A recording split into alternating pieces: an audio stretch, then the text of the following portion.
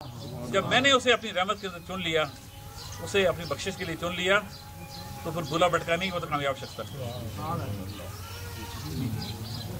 تو سب سے پہلے اس پاک ذات کا حمد و ثنا کرنے کے بعد، شکر ادا کرنے کے بعد کہ اللہ تعالیٰ کی پاک ذات نے آج ہمیں اپنے ذکر و شکر کے لیے پسند کیا۔ کیوں؟ گورے تھے، چٹے تھے، امیر تھے، کبیر تھے، چودھری تھے، وائس تھے، مولوی تھے، عالم تھے، حافظ تھے، کس لیے پسند کیا؟ یقین کر لو جواب ملا، رب کی بے نیازی نے پسند کیا۔ جو شخص سمجھتا ہے کہ اس محفل میں آیا ہوں دعوت سے، بلاوے سے، تو یقین کر لو پھر شام کو بلاوا نہ بھی ہو تو پھر بھی ذکر کر لینا۔ پتہ ہی چلا رب جسے چاہتا ہے نوازتا ہے، یہ بندے کے بس کا روگ نہیں، کوئی اللہ سے نہ ملانے والا بنے نہ توڑنے والا بنے۔ رب جسے چاہتا ہے اسباب وسیلہ بھی بناتا ہے، طریقہ بھی بناتا ہے اور اللہ سے ملا بھی دیتا ہے۔ تو شکر اس پاک ذات کا جس نے آج ہمیں وہ لمحے عطا کیے جس میں اللہ کا ذکر کرنے آتا۔ میں نے اللہ کے پاک کلام سے کہا کریم پڑھنے کی شرف حاصل کیا۔ اس میں ذکر یہ تھا کہ وہ لوگ اللہ سے ڈرتے ہیں، وہ لوگ جو اللہ سے ڈرتے ہیں، جب شیطان کی طرف سے انہیں خیال چھو جاتا ہے، وسوسہ چھو جاتا ہے، تذکروا، وہ اللہ کا ذکر شروع کر رہے ہیں۔ پھر کیا ہوتا ہے؟ فَإِذَا هُمْ مُبْصِرُونَ، ان کی آنکھیں کھل جاتی ہیں۔ پتہ کیا چلا؟ جو لوگ اللہ سے ڈرتے ہیں، اللہ سے ڈرتے کون لوگ ہیں؟ پہلی بات، ڈرتا وہ ہے جو پہچانتا ہے، ڈرتا وہ ہے۔ پولیس سے ڈرتا کون ہے؟ جو پولیس کی طاقتوں کو پہچانتا ہے۔ ایس پی سے کون ڈرتا ہے؟ جو ایس پی کی طاقتوں کو پہچانتا ہے۔ کمشنر سے کون ڈرتا ہے؟ جو کمشنر کی طاقت کو پہچانتا ہے۔ اللہ سے بھی وہ ڈرتا ہے جو اللہ کو پہچانتا ہے۔ جو اللہ سے نہیں ڈرتا تو وہ اللہ کی پہچان بھی صحیح نہیں رکھتا۔ ایک دفعہ اللہ کے رسول صلی اللہ علیہ وسلم کس راستے سے گزر رہے تھے، کھانے کا وقت آیا، ایک بکری لائی گئی، کہا اس کی قربانی کرتے ہیں، اس کا کھانا پکاتے ہیں۔ ایک صحابی نے کہا کہ میں اس کا کھانا پکاؤں گا، اسے میں بناؤں گا۔ ایک صحابی نے کہا کہ میں اور اس کی مدد کروں گا، کوئی کھال اس کو ذبح کروں گا۔ مختلف لوگوں نے مختلف باتیں کی۔ اللہ کے رسول صلی اللہ علیہ وسلم نے عرض کیا، فرمایا کہ میں لکڑیاں لاؤں گا تاکہ اس کا کھانا بندوبست میں بھی مدد کر دوں۔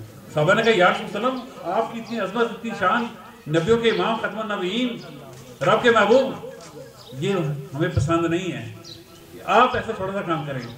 اللہ کے رسول ناراض ہو گئے، کہا نہیں، میں تم سے بہتر اللہ کو جانتا ہوں، میں تم سے زیادہ اللہ سے ڈرتا ہوں۔ اگر تمہیں اگر کی ضرورت ہے اچھے کام کرنے کی تو مجھے تم سے بڑھ کے ضرورت ہے۔ یہ کس نے کہا؟ اس پیر فقیر نے کہا، اللہ کے نبی نے کہا۔ اللہ کے رسول صلی اللہ علیہ وسلم نے سنت یہ قائم کی کہ کوئی غلط فہمی نہ رہے، کوئی خوش فہمی میں نہ رہے۔ اگر تم اللہ کو جانتے ہو، اللہ کو مانتے ہو، اللہ کی رضا کے لیے کام کرنا چاہتے ہو، تو میں اللہ کو تم سے بہتر جانتا ہوں، اس لیے میں اللہ سے زیادہ ڈرتا ہوں۔ اگر تمہیں نیکی کے اجر کی ضرورت ہے تو مجھے تم سے بڑھ کے ضرورت ہے۔ کوئی یہ غلط فہمی نہ کرے کہ اللہ کے رسول صلی اللہ علیہ وسلم کو نیکیاں ضرورت تھی کہ ان کی خدمت خاطر کرنے کے لیے، لیکن جو رب کو جانتا ہے وہ جانتا ہے۔ تو اللہ نے اپنے پاک میں فرمایا جو لوگ اللہ سے ڈرتے ہیں، اللہ کے رسول صلی اللہ علیہ وسلم نے فرمایا، میرے مرشد فرمایا کرتے ہیں کہ اللہ کے نبی معصوم اور پاک ہوتے ہیں، گناہوں سے مبرہ ہوتے ہیں۔ سوال یہ پیدا ہوتا ہے کہ وہ کیوں مبرہ ہوتے ہیں؟ ان کی بھی دو ہاتھ ہوتے ہیں، جسم ہوتا ہے، دل ہوتا ہے، جسم کے اعضاء ہوتے ہیں، وہ کیوں بچتے ہیں؟ اس لیے کہ ان کی ہر ادا سنت ہوتی ہے، اور سنت کی اتباع رب کی محبوبیت کا دل ہے۔ اس لیے کوئی شخص جو کہے کہ نبی گناہ کر سکتا ہے، نعوذ باللہ، وہ خود گناہ گار اس لیے ہوتا ہے کہ نبی کی ادا اللہ کی محبوبیت کی نشانی ہوتی ہے، اس لیے نبی گناہ گار نہیں ہو سکتا۔ نبی کے علاوہ کوئی ولی پاکی کا دعویٰ نہیں کر سکتا، نبی کے علاوہ کوئی اللہ کا ولی پاکی کا دعویٰ نہیں کر سکتا۔ رب اپنے ولیوں کو، اپنے پیاروں کو گناہ سے محفوظ رکھ دے، یہ اس کا فضل ہے۔ لیکن وہ یہ کہے کہ میں پاک ہوں، گناہوں سے مبرہ ہوں، گناہ کر نہیں سکتا، کیفیت نہیں رکھتا، غصہ نہیں آتا، نفس کی چاہت نہیں آتی، تو وہ جھوٹا ہے، کاذب ہے، وہ کاذب ہے۔ اس لیے کہ رب اپنے ولیوں کو اپنی محبت میں نوازنے کی خاطر ان کو گناہوں سے بچا دیا، ان کی لاج رکھا کرتا ہے، ان کا مقام رکھنے کے لیے ان کو لوگوں کے سامنے سرخرو کر دیتا ہے، ان کی عیب چھپا دیا کرتا ہے۔ اللہ نے پاک کلام فرمایا تھی، شک والی بات نہیں، یہ میرا کوئی اپنا فیصلہ ہے، فتویٰ نہیں ہے۔ رب نے فرمایا کہ جو لوگ اللہ سے ڈرتے ہیں، جب شیطان کا حملہ ہوتا ہے، نفس کا دھوکہ ہوتا ہے، شیطان کی طرف سے وسوسہ ان کے دل میں آتا ہے، خیال آتا ہے، اب وسوسہ آپ کے دل میں بھی آتا ہے، میرے دل میں بھی آتا ہے. ہم کیا کرتے ہیں؟ ہم تو پہلے ہی آمادہ ہوتے ہیں، ہم تو پہلے ہی تیار ہوتے ہیں. تو ہے کہاں؟ آج چلتے ہیں گندے راستے پر. ہم تو پہلے ہی آمادہ ہوتے ہیں. لیکن جو اللہ سے ڈرنے والے ہیں، اللہ تعالیٰ ان پہ کرم کرتا ہے، رب تعالیٰ ان کے دل میں القاء کرتا ہے. وہ کیا کرنے لگتے ہیں؟ تذکروا، وہ اللہ کا ذکر شروع کرتے ہیں. ادھر ذکر شروع کیا اور ادھر کیا ہوا؟ فائزہ ہوں مبصرون، ادھر اس کی آنکھیں کھل گئی. میں پوچھتا ہوں آنکھیں کھل گئی، کسی کی ماں بہن نظر آ رہی تھی، نفس نے دھوکہ دیا، شیطان نے ورگلایا، دل میں ناپاک خیالات آئے، آگے شیطان نے بس دل میں ڈالا. قرآن میں آتا ہے نا، قرآن کی بات ماننی پڑے گی، یہ کسی دنیا دار کی بات نہیں ہے، اللہ کی بات ہے، اس کو ماننا ہی پڑے گا، انکار کی گنجائش نہیں ہے. دل میں وسوسہ آیا، گندی خیال آیا، ناپاک چاہت آئی، تو اس وقت کیا آنکھیں بند تھی اس کی؟ کیا آنکھیں بند تھی؟ نہیں، اس کی آنکھیں یہاں تھی بلکہ یہاں تھی. جب کسی کی ماں بہن کو گندی نگاہ ڈالی جاتی ہے تو کہاں آنکھیں ہوتی ہیں؟ کھلی ہوتی ہوں گی نا، کہ بند ہوتی ہیں؟ کھلی ہوتی ہیں. لیکن دل کی آنکھیں بند ہوتی ہیں، اس کی دل کی آنکھیں بند ہوتی ہیں. یہ آنکھیں تو کھلی ہوتی ہیں، یہاں کھلی ہوتی ہیں، بڑھ چڑھ کے کھلی ہوتی ہیں.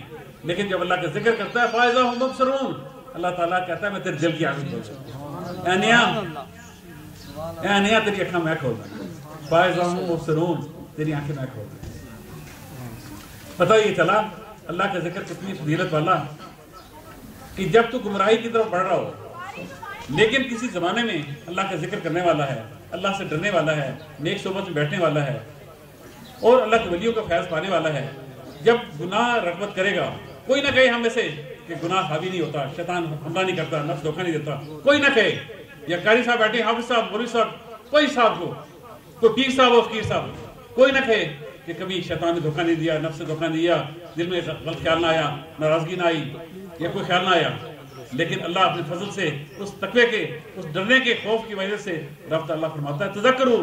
اور تو اللہ دے بندے تو ذکر کیوں نہیں کرتا؟ ادھر ذکر کیا، فائزہ ہے مبصرون، اس کی آنکھیں کھل گئی. آنکھیں کھل گئی، اس نے دیکھا میں تو کھڈے میں جا رہا تھا، یہ عورت جس کی طرف بڑھ رہا تھا، یہ ناپاکی جس طرف بڑھ رہا تھا، یہ تو جہنم کا عذاب کی طرف لے جا رہی ہے. آنکھیں کھل گئی تو آگ میں چھلانگ مارنا کوئی پسند نہیں کرتا ہے.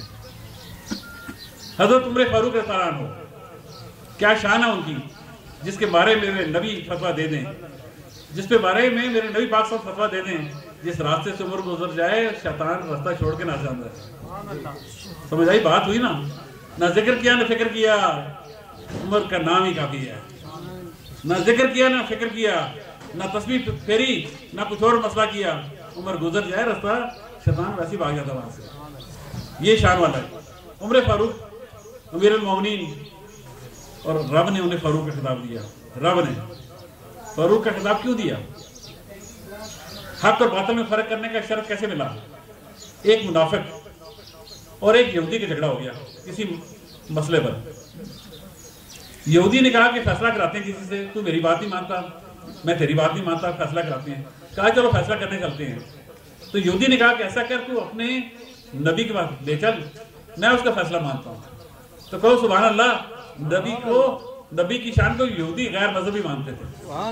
وہ لگا کلمہ نہ پڑھے، نفس کا دھوکہ شیطان کملاؤ، لیکن مانتے تھے کہ یہی سچا ہے. کافر بھی مانتے تھے 7 قرون ہے، ہم نہ مانے تو ہماری اپنی گمراہی ہے. تو یہودی نے کہا کہ فیصلہ کے لیے کس کے پاس جاتے ہیں؟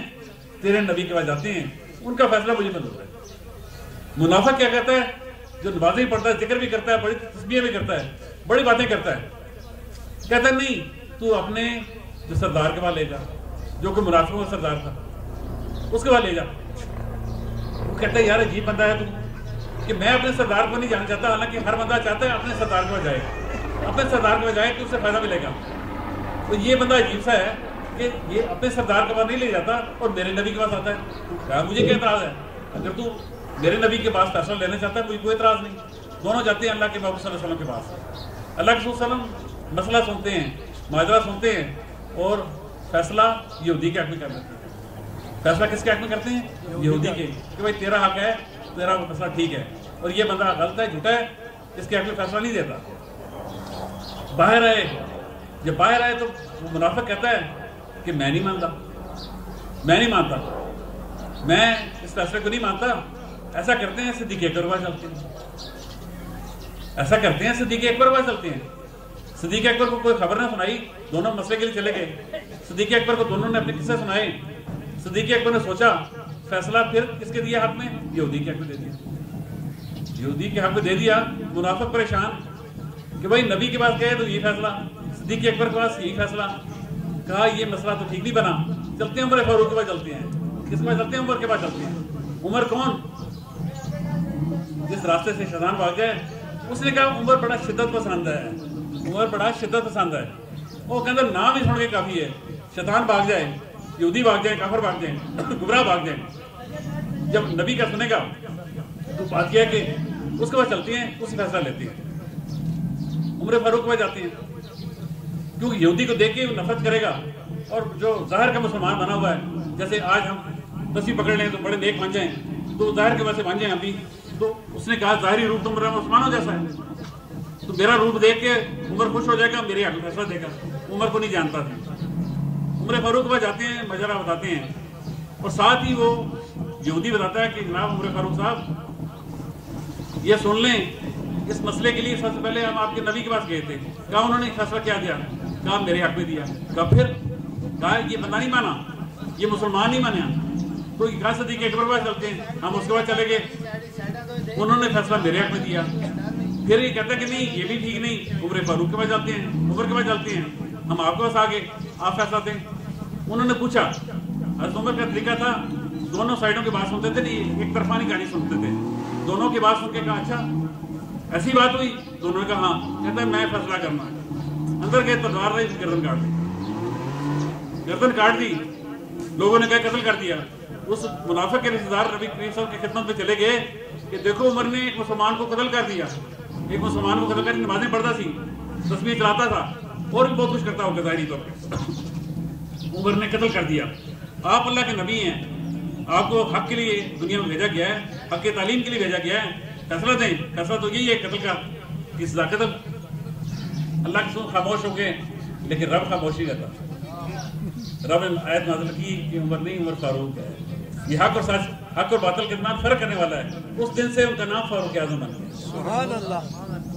سمجھ گئے بات؟ یہ اس عمر کی بات کر رہا ہوں. ایک اس سے بات اور بھی نکلتی ہے کہ جو فیصلہ عمر نے نبی پاک صلی اللہ علیہ وسلم نے دیا, وہی ان کے جانشین نے دیا صدیق اکبر نے, اور جو صدیق اکبر نے فتویٰ دیا وہی کس نے دیا؟ عمر فاروق نے دیا. فرق کوئی نہیں تھا. پتہ چل گیا؟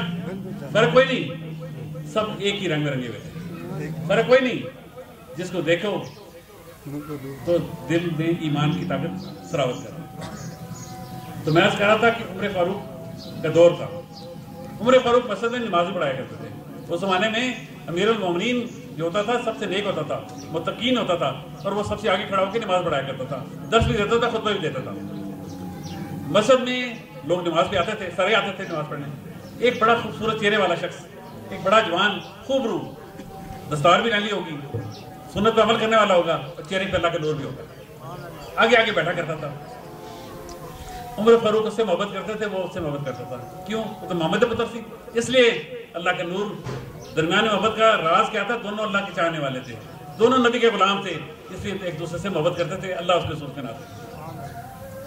کس سے محبت کرتے تھے؟ اللہ اس کے رسول کے ناطے سے جو محبت کرتے تھے. اسی لیے کہا, ایک شخص نے پوچھا یا رسول اللہ کہ میرے عمل تو بڑے کم ہیں, میرے عمل تو بڑے کم ہیں, آخرت میں میرا کیا بنے گا؟ کہا تم دنیا میں کس سے محبت کرتے تھے؟ کہا اللہ اس کے رسول صلی اللہ علیہ وسلم. کہا تم انہی کے ساتھ ہو. سمجھ گئے میری بات؟ تو وہ شخص نماز میں سب سے پابند, چہرے پہ اللہ کا نور, یہ ان سے محبت کریں, وہ ان سے محبت کریں. ایک رات ایسی ہوئی کہ نماز پڑھتے رہے, جیسے نمازیں ہوتی تھی, باجماعت ہوتی تھی. فجر کی نماز ہوئی تو فجر کی نماز میں وہ بچہ نظر نہیں آیا, وہ جوان چہرہ نظر آیا, اللہ کا نور جس پہ نظر آیا کرتا تھا. عمر فاروق کی نگاہ ہر نمازی پہ تھی. طریقہ وہی تھا جو اللہ کے رسول کی ہر صحابی پہ تھی. عمر فاروق کی نگاہ کس پر تھی؟ ہر نمازی پہ تھی, اور نبی پاک صلی اللہ علیہ وسلم کی نگاہ ہر صحابی پر تھی. ایسے تھا نا, ایسے ہی تھا نا, کوئی فرق تو نہیں ہے. دیکھا کہ وہ چہرہ جس کو دیکھ کے دل میں ٹھنڈ پڑتی ہے, جس میں دل میں ٹھنڈ پڑتی ہے, وہ سامنے آتا ہے تو دل خوش ہوتا ہے. کس کی ماں کا بچہ ہوگا, کس کی ماں کا لال ہوگا, کس کے لیے برکت کا دروازہ ہوگا, کیا خوشی کی بات ہوگی جس گھر میں بچہ رہتا ہوگا. کہا وہ شخص نظر نہیں آ رہا. ایک شخص یہاں نماز پڑھا کرتا تھا, نام تو مجھے نہیں پتا, محلہ تو نہیں پتا, برادری تو نہیں پتا, جیسے ہم آج ملتے ہیں، بلاتے ہیں، مس کرتے ہیں ایک دوسرے کو، بولتے ہیں، یاد کیسے کرتے ہیں؟ فلانی کا پتر، فلانی کا پتر. یہ وہ ناتے نہیں تھی، اللہ اس کے سر میں ناتے تھے. کہا وہ چہرہ نظر نہیں آ رہا، پتہ تو کر کے آؤ. صحابہ پہچانتے تھے. کہا یار امیر المومنین پتہ کرتے ہیں. اس کے گھر جاتے ہیں، اس کے باپ سے پوچھتے ہیں، کہتے ہیں کہ وہ آج نماز پہ نہیں آیا. عمر فاروق پوچھتے ہیں، امیر المومنین پوچھتے ہیں، آج نظر نہیں آیا. کہا میں کیا بتاؤں، افسوس کی بات ہے، حادثہ ہو گیا. کہا کیا حادثہ ہوا؟ کہا رات کو عشاء کی نماز پڑھ کے میرا بیٹا آیا اور رات کو انتقال ہو گیا. کہا اچانک کیسے انتقال ہو گیا، کیا ماجرا کیا ہوا؟ کہا ماجرا یہ ہوا کہ میرا بیٹا رات کو عشاء کی نماز پڑھ کے آیا، راستے میں ایک گھر تھا، میرا بیٹا وہاں سے گزرا کرتا تھا جب نماز کے لیے مسجد آیا کرتا تھا. تو میرے بیٹے نے مجھے بتایا مرنے والی رات میں کہ میں اس راستے سے گزرا کرتا تھا، ایک عورت کی بڑی میٹھی میٹھی آواز آتی تھی. وہ کہتی تھی میں اکیلی ہوں، تنہا ہوں، میرے پاس آ جا اور میری من کی چاہت پوری کر دے، میری نفس کی چاہت پوری کر دے. وہ اللہ سے ذکر کرنے والا، شکر کرنے والا، اس سے بچ کے چلا جایا کرتا تھا. تو آج کی رات ایسا ہوا کہ میرا بچہ اس راستے سے گزرا، اس لڑکی کی پھر آواز آئی، اس کی آواز آئی کہ کوئی نہیں میرے گھر میں، میں بھی اکیلی، تو بھی اکیلا، کسی کو خبر نہیں، تو آ جا میرے گھر میں، میرے پاس آ جا، گناہ کا ارتکاب کر لیتے ہیں، نفس کی چاہت میری پوری کر دے، کسی کو خبر نہیں ہوگی. اور اس جوان کے قدم نفس حوی ہوا، شیطان نے دھوکہ دیا. کون؟ جو عمر فاروق کے ساتھ نماز پڑھا کرتا تھا. اور اس کے قدم چل پڑے اس راستے پر. لیکن اس در کے اندر داخل ہونے سے پہلے اس کی زبان پر آیت جاری ہو گئی. کون سی آیت؟ ان الذین اتقوا اذا مسهم طائف من الشیطان تذکروا فاذا هم مبصرون. آیت کیا جاری ہوئی کہ جب لوگ جو اللہ سے ڈرنے والے ہوتے ہیں، جب شیطان دھوکہ دیتا ہے، وسوسہ دل میں ڈالتا ہے، تذکروا، وہ اللہ سے ڈرنے لگتے ہیں، فاذا هم مبصرون، ان کی آنکھیں کھل جاتی ہیں. کہتے ہیں آیت اللہ نے اس کے دل میں ڈالی اور آیت اس کی زبان سے جاری ہو گئی. آیت جاری ہونے کے ساتھ غش کھا کر لڑکا گر گیا، بے ہوش ہو گیا دروازے پر. وہ عورت پریشان ہو گئی کہ لوگوں کو بدنامی ہوگی، ایک جوان میرے گھر کے باہر لیٹا ہو، بے ہوش ہو، لوگ پوچھیں گے یہاں کیا کرنے آیا تھا؟ تیرے گھر کے باہر لوگ کیوں پوچھیں گے نا، لوگ تجسس کریں گے. اس نے اپنی نوکرانی کو پکڑا، دونوں نے مل کے گھسیٹ کر اس کے گھر کے سامنے چھوڑا. والدین انتظار کرتے رہے، رات دیر ہو گئی. کہا بیٹا آج مسجد سے نہیں آیا. باہر نکلے، دیکھا تو باہر تو بے ہوش پڑا ہوا ہے. اندر لے کے آئے، پانی میں نے ڈالا، ہوش میں لانے کی کوشش کی، کچھ دیر بعد ہوش آیا. تو بیٹے کیا ہوا، مسئلہ کیا ہوا، یہ کیا ہوا ماجرا تیرے ساتھ؟ بیٹا کہتا ہے بڑی عجیب بات ہوئی ہے باجی. بات یہ ہوئی کہ میں نماز پڑھا کرتا تھا، اللہ کی ذکر کیا کرتا تھا، اللہ سے ڈرا کرتا تھا، اللہ کا بڑا فضل تھا. ایک عورت راستے میں صدا لگایا کرتی تھی، مجھے نفس کی چاہتوں کی طرف ورگلاتی تھی، میں اسے بچا کرتا تھا، میں اللہ سے ڈرنے والا تھا، میں بچ کے نکل آیا کرتا تھا. آج کی رات اس نے آواز لگائی، نفس نے دھوکہ دیا، شیطان نے ورگلایا. اب میں بتاؤں، پوچھوں آپ سے، کیا وہ اللہ کا ولی نہیں تھا؟ جو عمر فاروق جسے دیکھ کے کہے کہ اس کے چہرے پہ اللہ کے نور دیکھ کے مجھے اچھا لگتا ہے، اسے کیا کہو گے؟ شیطان کہو گے؟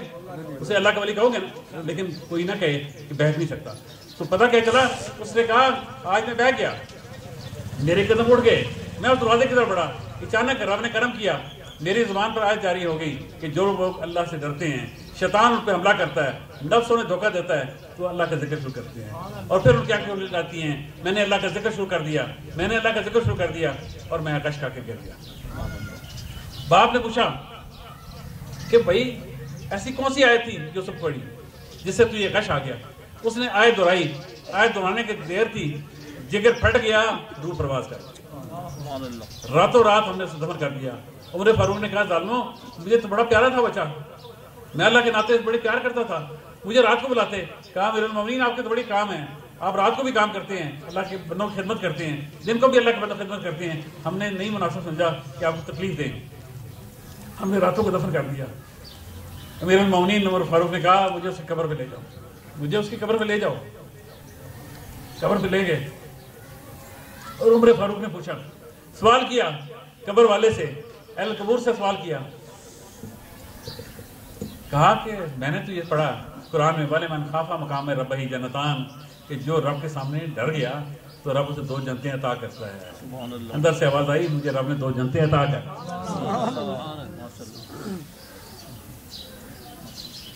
اس سے کئی چیزیں پتہ چلی. اس سے یہ بھی پتہ چلا کہ جو اللہ کے ولی ہوتے ہیں قبروں میں باتیں میں سن لیا کرتے ہیں. جواب دیا عمر فاروق کو، تو پھر کس نے دیا؟ کسی فرشتے نے تو آگے نہیں جواب دیا نا. اس نے پوچھا وَلِمَنْ خَافَ مَقَامَ رَبِّهِ جَنَّتَانِ, پوچھنے والا کون؟ عمر فاروق, جس کی زبان میں حق بولے, جس کی زبان میں اللہ بولے کہ پردہ ہونا چاہیے, پردے کی نازل ہو گیا ہے, اے شراب ہو گیا ہے, شراب کی آیت نازل ہوگی, جس کی زبان پر حق بولے وہ پڑھے قرآن. اور میں پڑھا قرآن, تسی پڑھو قرآن. عمر کا قرآن پڑھنا فرق ہے, تھوڑا تے میرا فرق ہے کہ نہیں ہے؟ وہی قرآن, وہی آیتیں, وہی مسئلہ, وہی مطلب ہے نا, وہی تفسیر ہے, فرق تو نہیں ہے. لیکن عمر کا قرآن پڑھنا فرق. وَلِمَنْ خَافَ مَقَامَ رَبِّهِ جَنَّتَانِ کے اندر بندے نے جواب دینا پہ گیا. کیا جواب دیا؟ اے عمر تو نے صحیح کہا, قرآن بھی سچا ہے, میں تو دو جنتیں پا لی. سبحان اللہ. اس سے اور بھی باتیں پتہ چلی کہ قبروں پہ لوگ کہتے ہیں جی قبروں پہ نہیں جانا چاہیے. کیوں؟ کٹ جاتے ہیں, تو کاٹ جاتے ہیں, بچھو ہوتے ہیں, کیا ہوتا ہے مسئلہ, کیا کاٹ جاتے ہیں؟ تعزیت کے لیے نہیں جانا چاہیے. کہتے ہیں جی مر گئے مردود, نہ فاتحہ نہ درود. پتہ چلا عمر فاروق کیا لینے گئے تھے, اس کے ابا جی سے ملنے کیوں گئے تھے؟ تعزیت کے لیے گئے تھے نا. آج ہم جمع ہو گئے ہیں کس لیے؟ اصالہ ثواب کے لیے جمع ہوئے نا. اور کس سے جمع ہوئے؟ اور مقصد ہے کوئی آپ کا؟ یہی مقصد ہے نا کہ ایک بندہ ہمارے میں چند روز پہلے تھا, وہ اللہ کی بندی تھی, وہ اللہ کا ذکر کرنے والی تھی. اس نے اپنے دنیاوی حق ادا کیے, اپنے شوہر کے حق ادا کیے, اپنے بچوں کے حق ادا کیے. کچھ روز پہلے ایک حادثہ ہوا, بیمار پڑ گئی, اور اس کے بعد ایک وقت آیا جب اللہ کا نظام کے مطابق ہر بندے کو موت کا ذائقہ چکھنا پڑتا ہے. ایسے ہی ہے نا. پتہ ہی چلا کہ یہ جو تعزیت کرنا یہ بھی سنت ہے, قبروں کی زیارت کرنا بھی سنت ہے. گانا گانے کے لیے نہیں ہم قبروں میں جاتے ہیں, ہم کو گانا گانے سنتے, اصالہ ثواب کے لیے جاتے ہیں. اور اللہ کے ولیوں کو تو اللہ نے نوازا ہے, بچہ اللہ کا ولی تھا. اس میں اللہ نے کے ولی کو اللہ نے کیا نوازا کہ اس نے یہ بھی خبر دے دی کہ کیا خبر دی؟ وَلِمَنْ خَافَ مَقَامَ رَبِّهِ جَنَّتَانِ, اے عمر تو نے سچ کہا, قرآن سچا, میں تو دو جنتیں دیکھ چکا ہوں. پتہ یہ چلا کہ بھٹکنے کی گنجائش ہر کے لیے ہے. نبی معصوم ہے کہ اور فلانا شریف کا نام مت لے کہ گمراہ نہیں ہو.